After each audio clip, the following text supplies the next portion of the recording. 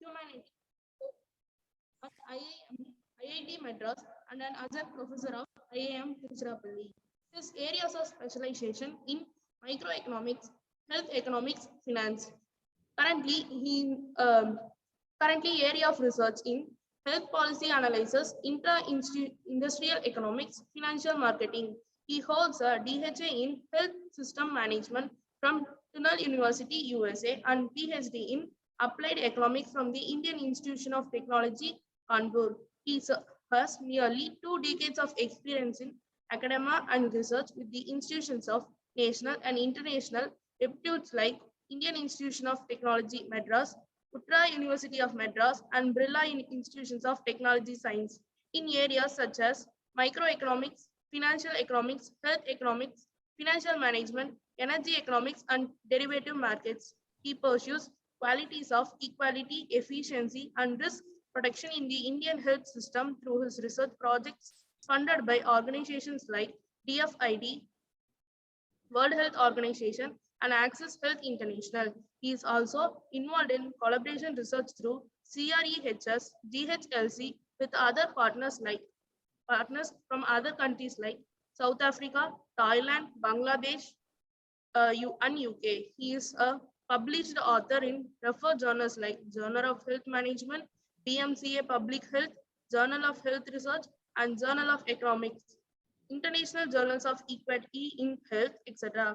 He is an active public policy expert and he has member of various committees and expert groups of the Government of India. This is a small glimpse of our chief guest profile. Once again, I welcome you, sir. Welcome you, sir. We are very happy to have you in this session, sir. Once again, welcome you, sir. Now we request our chief guest to address the gathering. Thank you very much for your introduction, which I don't know whether I deserve that. Well, at the outset, I would like to thank Dr. Shyam Sundar, the Dean School of Management, and his colleagues for this invitation to speak to the students as part of the Campus Connect 2022. So let me just begin saying what I currently do, and then maybe I'll speak a little bit about the placement opportunity, because that is what I was asked to speak, but I will keep it as general as possible, keeping in view the new policies, new education policy. So currently I am heading the institute called IRMA, Institute of Rural Management, Anand, which is one of the pioneer institute as far as rural management is concerned, and one of the oldest institute offering a flagship program in rural management.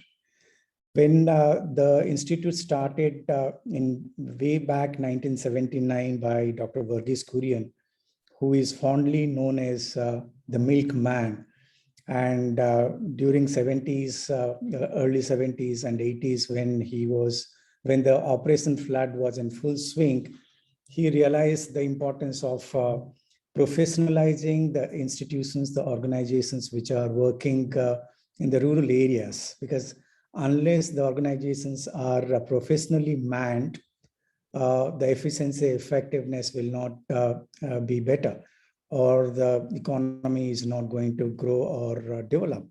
So with that, keeping that in mind, he started the Institute of Rural Management to train the workforce in those who are working in the disadvantaged or the rural sector of the Indian economy, keep knowing the importance of the rural economy.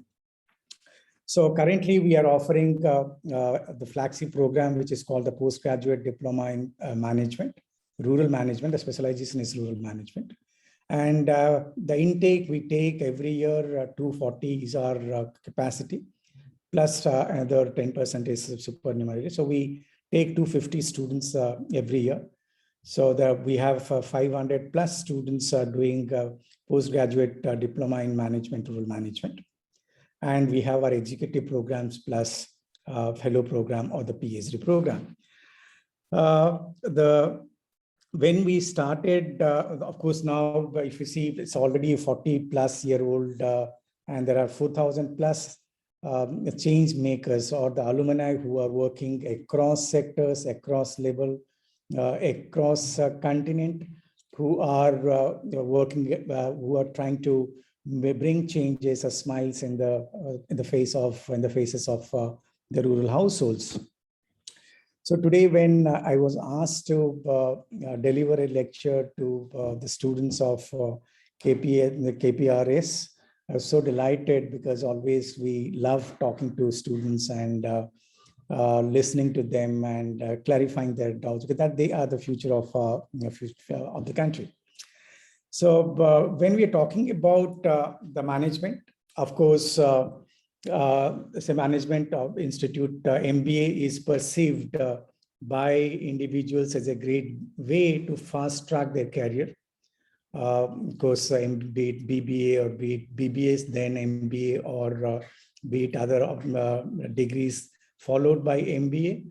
It's because the business schools across world, you'll see whether it is India or any other country, they offer opportunities to work at reputed multinational companies like Google, Amazon, the American Express, or Ericsson, or say any other companies. Perhaps that's why, say many times people even not only, but they do go to reputed institutes like IIMs or ISB or even international institutes, which is a center of attraction for students all over the world. The employment rate of as high as 85 to 90% for MBA graduates is one of the leading factor that help graduate schools of across world drawing students or drawing heavy crowd. So the basic why MBA or why the business schools stand apart compared to other engineering or professional institutes or general science and arts, because of the way they are taught, the course curriculum, and the agility that is being taught to the students during their course structure. So the most important feature or characteristic of any B school is the diversity. You might have seen, I think now you are in BBA, maybe later you are going to pursue the MBA, or if you take the profile of any business schools, the first characteristic of these B schools are the student profiles.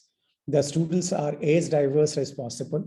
When we say diverse, not only they are diverse based on the socio-cultural background of the students, they belong to different cultural background, they belong to different social strata of the society, they belong to different academic domains. You'll find students from engineering background, you'll find students from science background, you'll find students from commerce background, you'll find students from arts background. So it's basically say convergence of students from various domains of that are available in any country. Second thing is not only their qualification, academic qualification or socio-cultural background is different, but their thinking is also different. So that makes the schools unique from other academic institutes like engineering colleges or medical colleges or arts colleges or science colleges. So that's this diversity helps learning things differently, see a particular problem from different perspective, try to find out holistic solution for a particular problem. And you will see that taste and preferences, liking, strength of the students are different. I think that is not only a strength for the organization, but that also poses sometimes challenges for the teachers how to handle them, because the aspiration level, you might have seen, the aspiration level of the students are changing. So I think these are some of the things which the new education policy is trying to address, is trying to make suggestions which are going to help addressing the problems which most of the academic institute of B schools are facing. So now the new education policy is encouraging or motivating the institute to go global.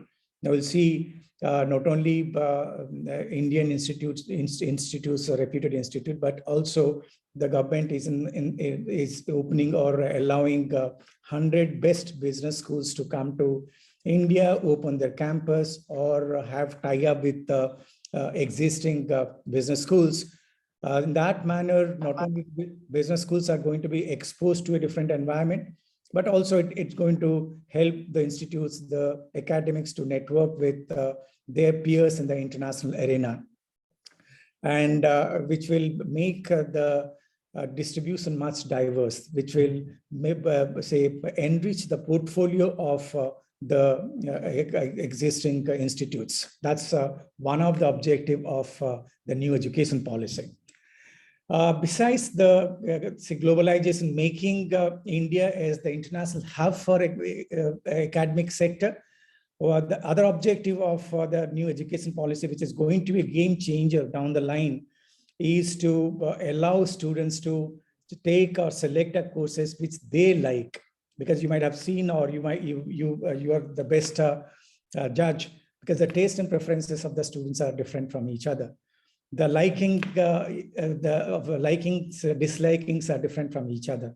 The strength of the students are different from each other. So now this new education policy, instead of you are being handed out a brochure which lists the courses which you are going to do in your first term, second term, third term, summer internship, fourth term, what you need to do is there will be a set of core courses, and then in the form of elective, you will be allowed to choose courses from various domains. Management students can do courses from fine arts, you can do from music, you can do from science, you can do from engineering, you can do from arts. So whatever you want, you can select the courses to earn the credits. And these credits are going to be portable, easily transferable, not only within the institute, but within the amongst the institute as well. So so that's going to be an added advantage. So people will be allowed to, students are going to get the opportunity to do what they want the most, to enrich their skill sets, where they want to specialize and where they want to make their living and life. So that is something which I think going forward will definitely be going to make bring a difference in the academic sector. Currently, if you see, we all are struggling. Not only the families, households are struggling, organizations, entities are struggling, and the governments and the country are struggling because of the pandemic COVID-19, so which struck India in March 2020. So say for almost around 2 years, we are going through a scenario, or we're going through a phase which changed the way we are living. And going forward, most likely this is going to be the new norm. So most of the classes, it's a not only pressure for the students, it is also a difficult time for the faculties and other staff who are delivering the lecture online. So this gives rise to, as you might have seen, this is an opportunity for many organizations to come up with disruptive strategies. These disruptive strategies are very important. Lot of online portals, they started their upskill courses, how to staying at home, how you're going to strengthen your skill sets, and how online virtual mode can be integrated with the classroom settings to make the classroom more interesting, to make the learning more effective. So the current situation is either you disrupt or you adapt disruptive strategies to survive in the market or get disrupted. That's the market scenario. So when the most important thing as a student or as academicians always we have to see is what is our profile set, or what is the skill set that we are imparting to our students. Or as students, maybe after you graduate or after you do your post-graduation in MBA or any other degrees that you pursue, basically it prepares you to face the future, to face the market. Now you need to know what the market expects from you, what are the expectations from you, and which are changing. Say it's not the market is not the same as as it used to be in say early 2000 or 2010 or 2020. So it's very dynamic and very fluid. So as students, we have to be agile. We should be in a position to adapt to the newer environment as quickly as possible. So what are the attributes that I need to learn, and what are the attributes I need to emphasize or highlight or spend more time on is we need to decide and specialize on. Because after you graduate, some of you may go for higher studies, some of you may opt for jobs in functional areas, or you may decide to take some jobs in general management, or some of you may even start your own organizations or go for social enterprises or entrepreneurship, or some startup companies, join some startup companies. Or some of you may decide to join government's job, could be state government, or could be central government, or could be public sector undertakings. Some of you may decide to join development agencies like World Bank, IMF, and other international agencies. Or some of you may decide to make your career in corporate world. So when we say corporate, the corporate could be multinational companies, or the corporate could be just simple which are operating in a particular country, and could be sometimes conglomerates.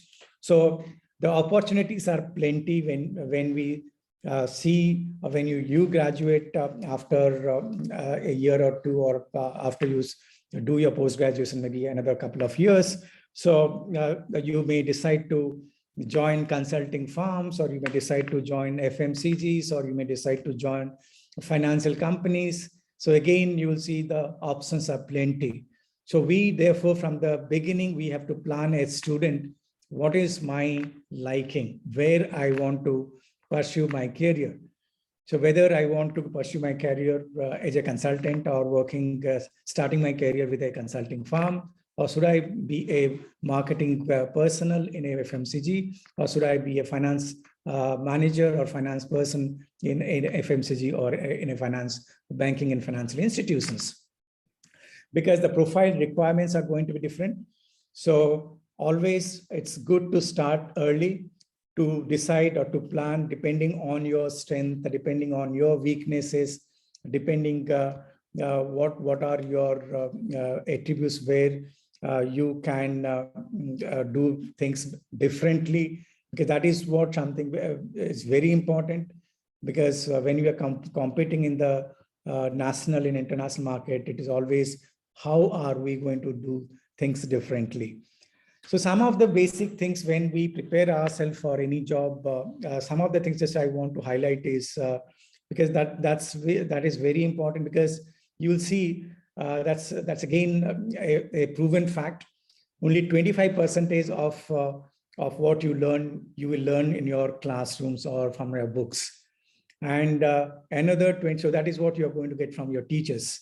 The remaining 25% you are going to learn yourself by doing extra learnings, what is not covered in the class, or by reading more books, or by watching more discussions, deliberations in the TV and other channels.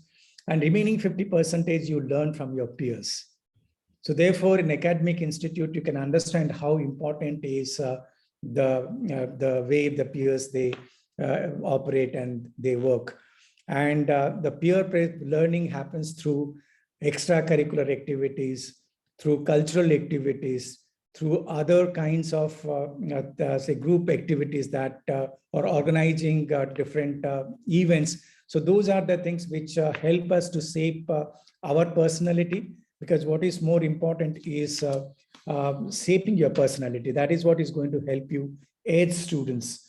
So when we say personality, the personality is going to be, it's not how much score you got, whether you scored 9.5 out of 10, or whether you have scored 90 percentile, or you got good CGPA.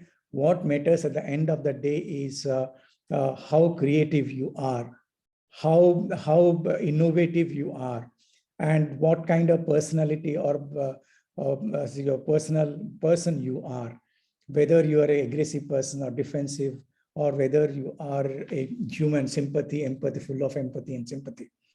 So those are the things which we as academic institute, we have to train our students, give enough opportunities to learn, de-learn, unlearn. So all things happen in the organization. So that therefore, unfortunately, this last 2 years, we lost many things.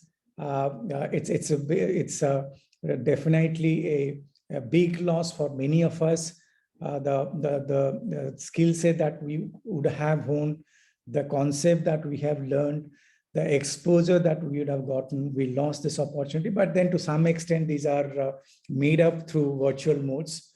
All the organizations or academic institute that did their best, they could be able to cope up to the new situation and say offer the content and teaching in a hybrid mode, or in a virtual mode, or in a blended mode. So that's basically the challenge. So what makes us innovative, what makes us creative is, or how are we going to develop our critical thinking, systemic thinking? Those are basically comes from your multidisciplinary education. That is what, again, the new education policy highlights. So if we do courses from philosophy, if we do courses from history, if we do courses from political science, if we do courses from economics, it brings a different perspective. That's the purpose of making the education, the learning multidisciplinary and interdisciplinary. The moment we see using different lenses, the solution or the recommendation that you make will be more robust and will be more useful and relevant to the organizations or to the entities, or it will able to help the management taking better decisions. So as academic institute, you'll see most of the academic institute, IIMs and IITs or CFTIs or leading business schools, we accredit ourselves. The accreditations are done by NIRF. The accreditation is done by international agencies. Some of you might be aware of the AACSB, which stands for the Association to Advance Collegiate School of Business, which is again accreditation done by the US agencies. And we have EQUIS, which are basically the accreditation done by the business schools. EQUIS stands for European Quality Improvement System. And then we have AMBA, which states, which is the Association of MBAs. So the business schools, when we get accredited by these organizations, we get basically the quality certification, which, and therefore the students graduating from these academic institutions will be internationally acceptable, because the quality of teaching or the quality of training that we impart are comparable with any international schools or colleges. So there are even schools, they are trying for the triple star. The triple star is the organizations or the B schools which got the accreditation by AACSB, the accreditation by EQUIS, and the accreditation by AMBA. There are very few business schools in India like IIM Calcutta, IIM Indore, and ISV. These are the three organizations or institute or B schools which hold the triple star. Otherwise, there are organizations which got AMBA certified or AACSB certified or EQUIS certified. So when you are selecting for your future studies, please do keep in mind whether the schools and colleges where you want to join or do your higher studies, they are accredited or not, whether they are good rated by the NIRF, whether they are within 50 or within 65 or 70 or 80 as far as the NIRF ranking is concerned. Because these basically, the rankings and the accreditations assure you as a customer or as a client or as a student that you will get your return on investment, or you will get back your value for money, or you will get more than what you have invested or spent in the form of tuition fee and other expenses for getting the degree from these organizations. So when you are preparing yourself for multinational companies, because the opportunities are plenty. So depending on your expertise, depending on your preferences, whether you want to go for a specialized job, or whether you want to opt for general management, or whether you are willing to do consulting, join as a consulting in a consulting firm or finance or FMCG, what needs to be done? You have to think, you have to plan at an early stage from the first year of your BBA or the second year of your BBA.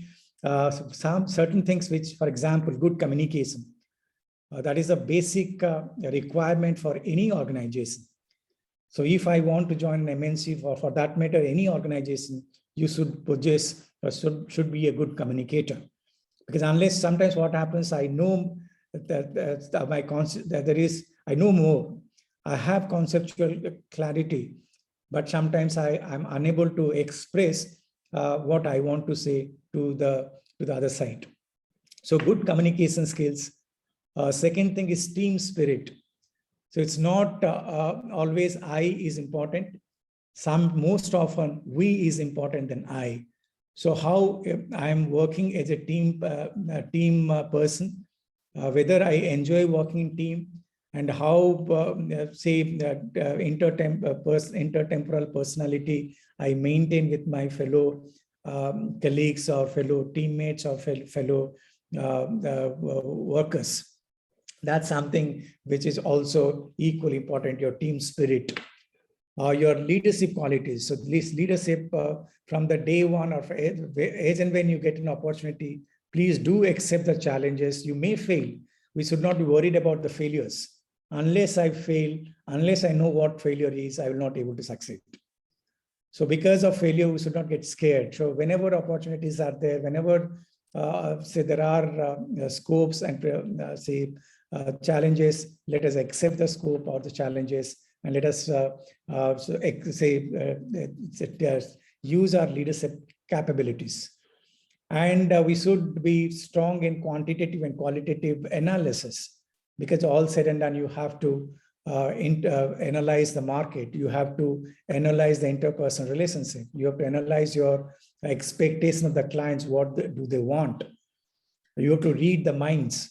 So therefore, qualitative and quantitative instrument which are being used by the managers is very important. And a flexible attitude, because no company would prefer their staff to be rigid. We should be flexible. We should be agile, so that irrespective of the scenario, irrespective of the situation, we can adapt ourselves. We can contribute the maximum that I can to the benefit or to the outcome of the organization. So similarly, we have to be learning ability, whether I am a learner, good learner or not, because with degrees, your learning is not over. Every day we learn.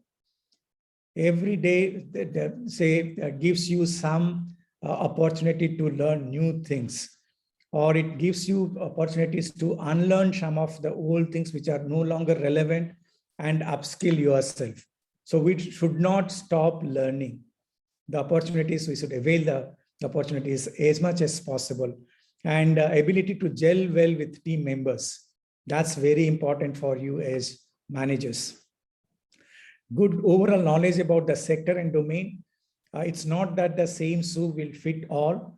So that is why I told, when you want to work for multinational companies or any companies, or we have many good organizations, and we are doing much better because even our ambition is to become Atmanirbhar Bharat, to become a world leader down the line.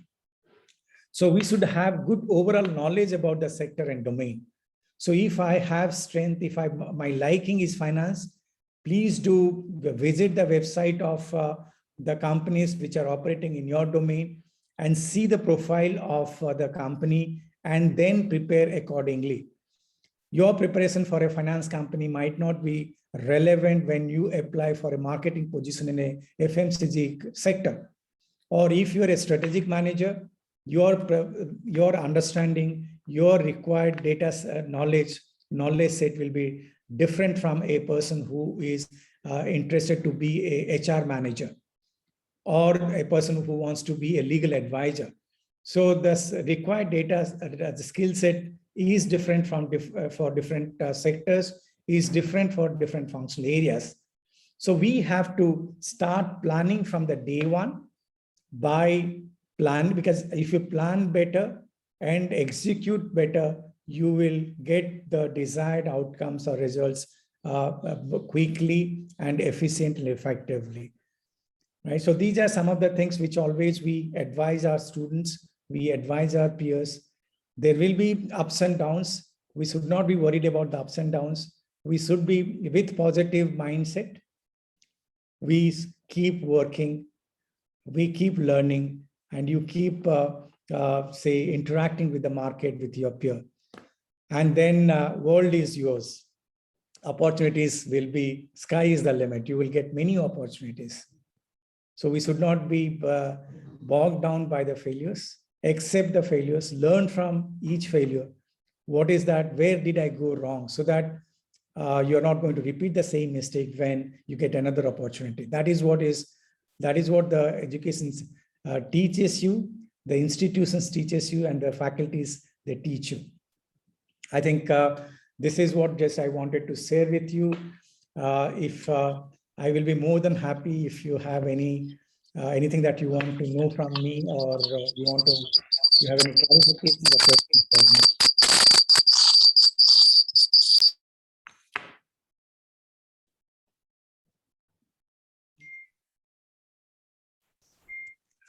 Sir, thank you so much, sir.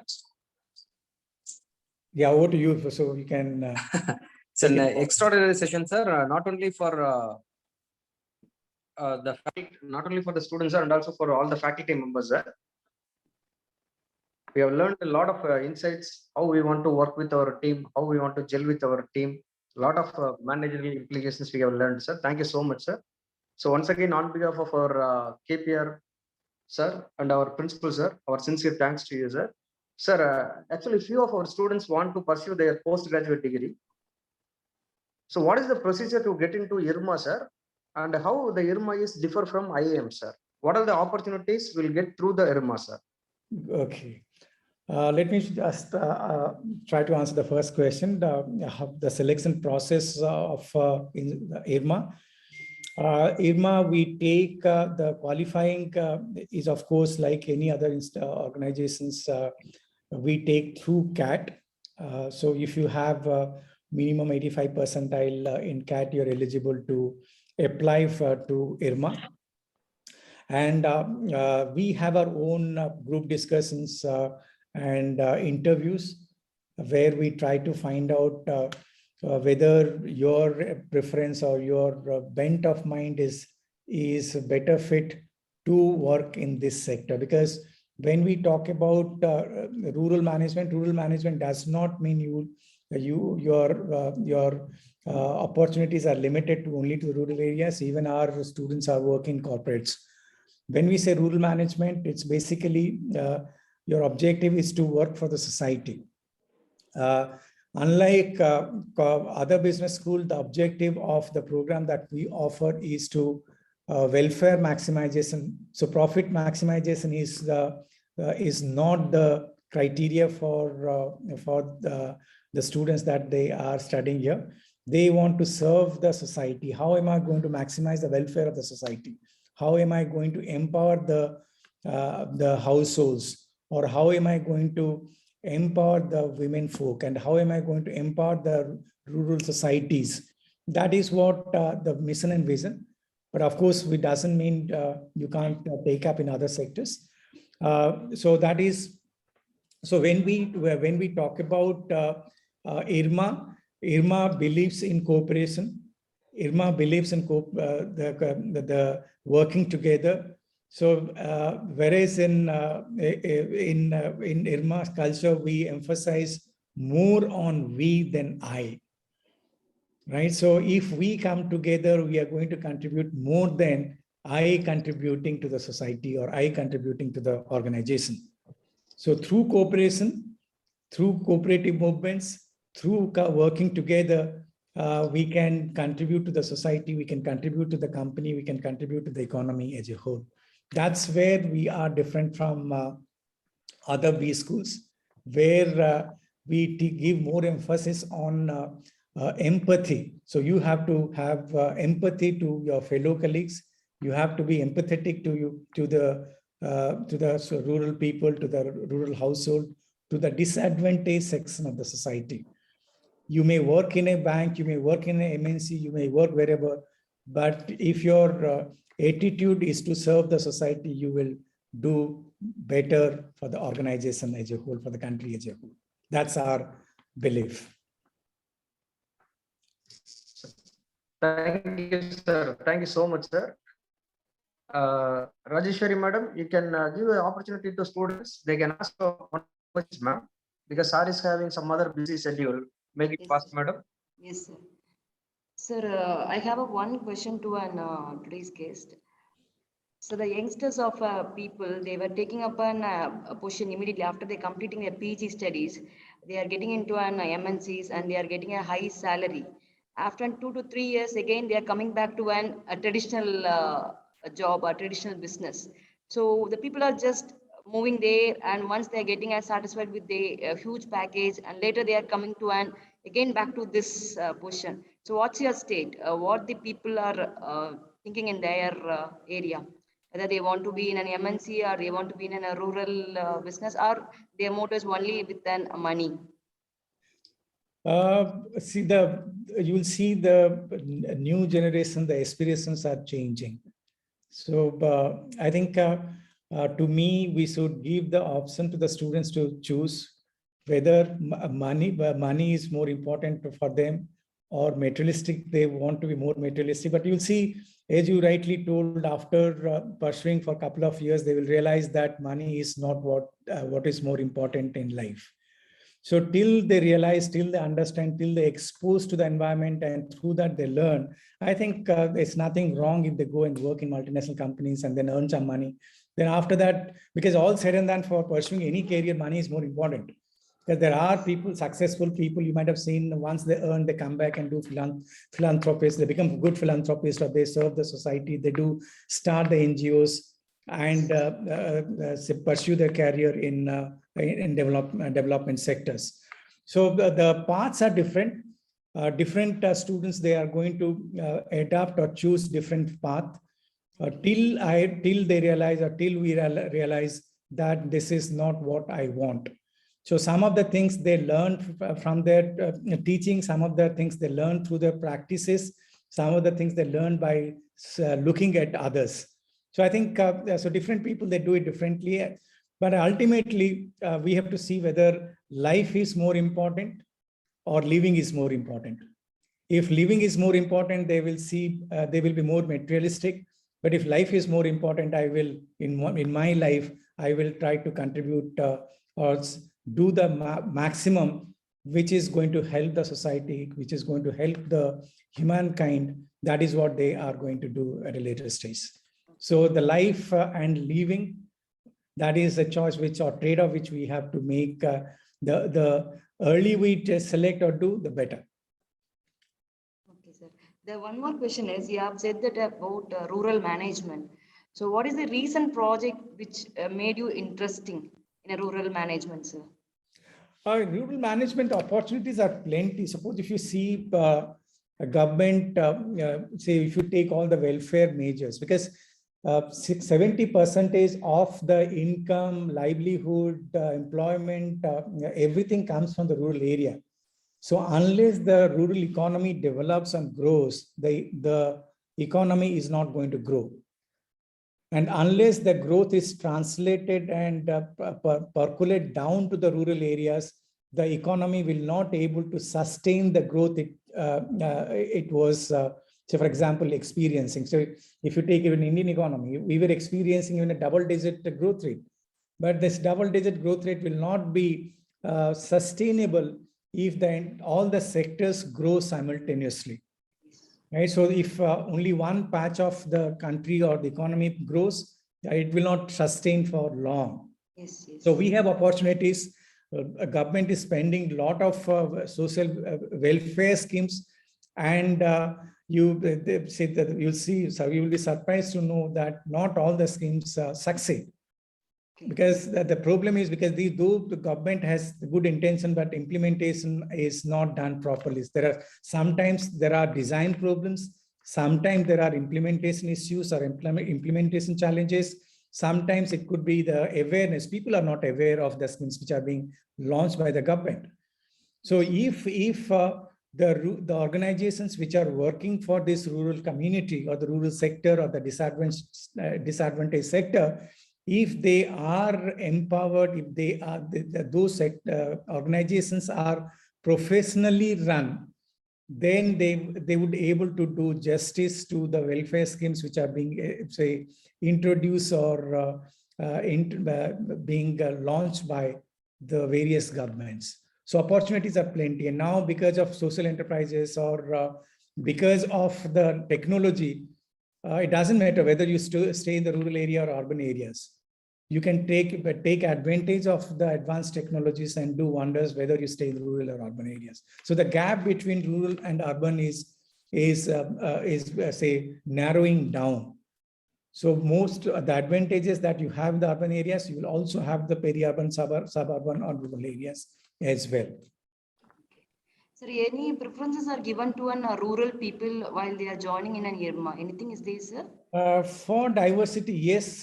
For diversity, those who have done, say, degrees in agriculture science, veterinary, because there should be some, say, these are the sectors which are meant for the rural areas. And plus for diversity's sake, like other IAMs or B schools they do, we give preference to socioeconomic factors to make the batch as diverse as possible. Students, you can interact with the guest if you have any questions. Sorry for the interruption, ma'am.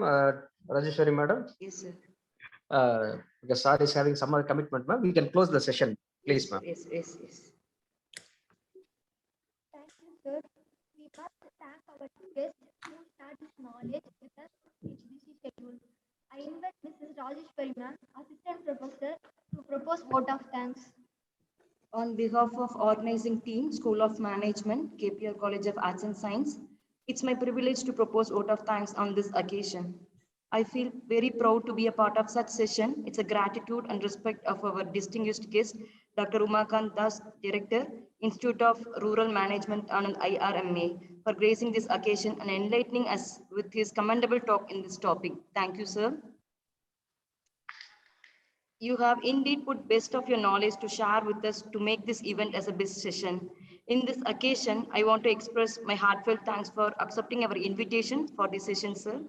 I extend my sincere thanks to Dr. K.P. Ramasamy, Chairman, sir, and our beloved Principal, Dr. Balasamy, sir, in this occasion. I would like to thank Dr. Shyam Sundar P., Dean, School of Management, Dr. Hemalada, Head of the Department, School of Management, and all the faculty members and students in this occasion. I will end up the session with the famous quote, "Education is the most powerful weapon which you can use to change the world." So thank you, guys. Thank you, sir, for accepting our invitation. Thank you very much for. Thank you, sir. Thank you so much, sir. Thank you. Thanks. Students, we are going to wind up this session. Thank you, guys.